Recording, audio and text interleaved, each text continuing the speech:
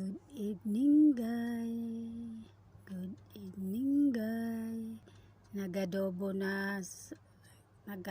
ako ng paon ko bukas. Ayan. Pagdating ko sa bahay galing sa trabaho, nagadobo ako. Para may baon ako bukas. Pinilisan ko lang, 2 hiwa lang yan. Iniwa ko ng maliliit.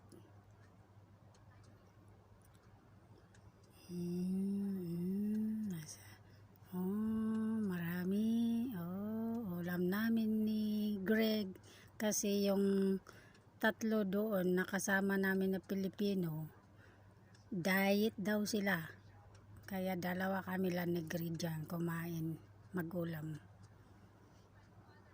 Hanggang dito na lang mga kabayan.